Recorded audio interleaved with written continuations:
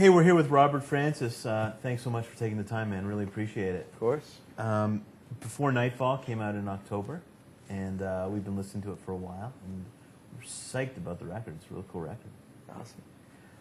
It's probably pretty obvious to anybody who listens to the record that the songs are a lot about personal relationships and intimate relationships that you've had with, people in your life, obviously.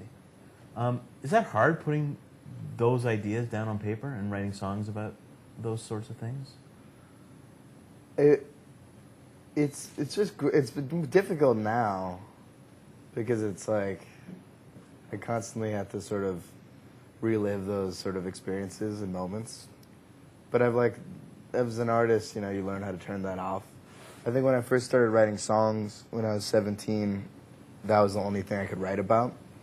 Because I'm not really necessarily lazy, but I wasn't itching to write a song and try to find something to write lyrics about. So when I sort of went through this whole relationship, it came really naturally to just start writing about it, and that's sort of how it all began. Yeah. And while they're dark, in terms of the way you lay out the stories, there always seems to be a spot of optimism in many of the songs too, right? I think so. I think within me I'm sort of like an optimistic person. I don't, give up easily and retreat and whatnot. I mean, I think within the songs, even though there's dark subject matters, I think they're all songs you can sort of drive to and feel sort of pumped about. Yeah. Let's talk about musical influences, because I'm sure there's a lot. Singer-songwriters, so there's got to be some Bob Dylan, and anybody who we sit down and talk to, we ask them about 5 records that they can't live without. Or artists that they can't live without. What would be those for you? First one would be Gene Clark. This record, No Other. It's probably one of the most brilliant records ever made.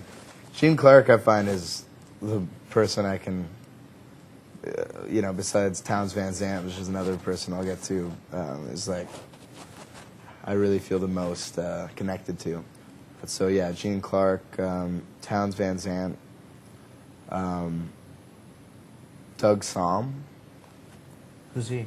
He's this sort of almost Tex-Mex country songwriter who has like this incredible voice. He's one of my favorite singers, along with this other guy, Dino Valenti, who came out of... They're all kind of like obscure sort of folky artists. Dino Valenti and... I can't think of the last one. Oh, Karen Dalton. She's out of the New York Greenwich scene, right? Yeah, it's sort of the upstate thing. Yeah, she's got the most beautiful voices on the planet. So you mentioned Townes, and I know that your last record, a lot of people said that there were a lot of Townes moments. Is he somebody that you relate to, both lyrically and stylistically? Yeah, especially back then. I hate saying back then because I'm still so young. But when I dropped out of school when I was 17, I sort of had it in me that I wanted. Well, Townes was the first person I could connected to on a different level that made me understand that I can write songs on a different level, and sort of he made it clear to me how to sort of climb that sort of ladder and get to a different place mentally to be able to write songs that I think are personally on a different level than than what I was currently doing. So, but he also is like this horrible, self-destructive human being. Right. And when I was at that age, I wanted to be just like him. So I was in this race to, I was basically drinking myself to death. And he died with a flask of vodka in his left hand and his daughter's in his right. And so I went through a lot, really pushing myself to live really hard and really fast. And I was touring constantly. And so there was that sort of self-destructive yet naive, sincere quality about the first record that, whereas this one I think I've grown up and matured and I can't do the things I used to. I can't be that reckless anymore. Steve Earle, who has covered many of Townes' stuff and put out that Townes record, I think last year, was saying that, he felt the same way, that he was living in the shadow of Townsend. He actually knew Townsend. Finally, one day, it clicked that he didn't have to live that reckless life to sort of relate to what Towns was doing. Exactly, yeah. Totally. There's a female voice on the record, probably more than one. Who are those people?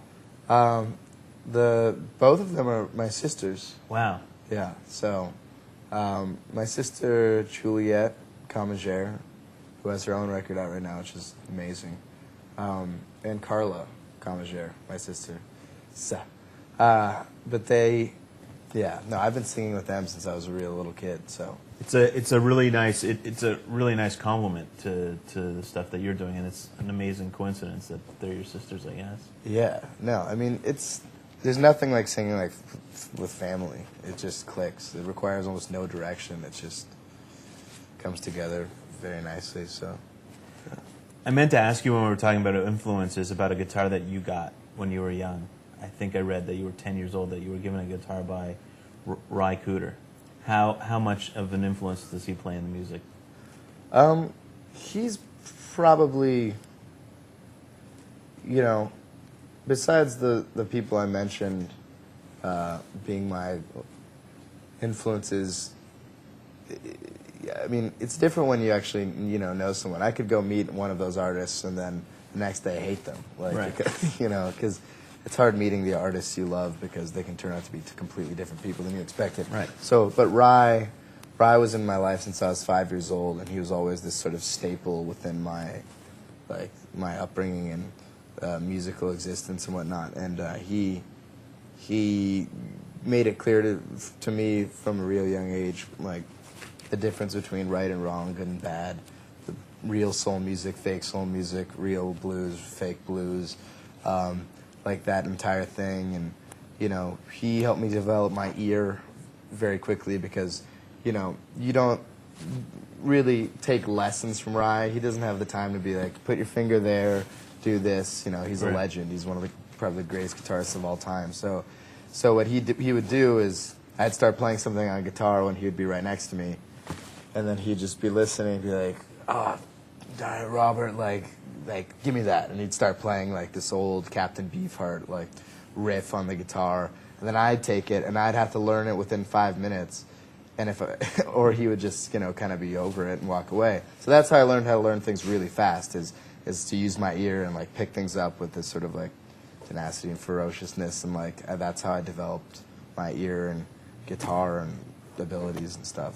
Pretty cool person to learn from. Yeah, and he gave me a guitar when I was 10. That's awesome. So, the record itself sounds like it was done live off the floor in my living room. How does that? Was it done live off the floor? Well, not in my living room, but in your living room. I would know if it was my living room. Next record, you're invited to do it live off the floor in my living room. I mean, that was the idea. My first record, it took me a year and a half to put out. I was 19, and it was all about these sort of dance lush orchestrations, these big sort of, the music was so, like, my voice was hidden behind so much stuff to mask who I really was. Right. And I wanted to run the complete opposite direction from that, and yeah, I moved all my stuff from my living room into Sunset Sound, the studio in Hollywood that The Doors and Janis Joplin and all these people did their records in, and made it feel like home. And I did finish the thing in 3 weeks. 1 week tracking, 1 week doing vocals and real minimal overdubs, and the next week mixing and mastering. It was done. So I wanted to make it feel like it wasn't overthought because I didn't want to overthink anything. There are a million things on the record, I would like to nitpick at and change, but the idea was to just become confident in myself within my vocal to just tell the story and not overthink it, and that's why it's special to me. It's a throwback record too, right? It's one of those great older rock records that were just done off the floor and that was the idea, not to overthink it, Yeah. You're gonna continue touring with Fanfarlo, a couple more dates, and then what's the plan after that? Plan after that, I fly out of Boston into Europe. I'm touring a month long in Europe with John Butler, and then I fly back in to DC, and then I tour with OK Go.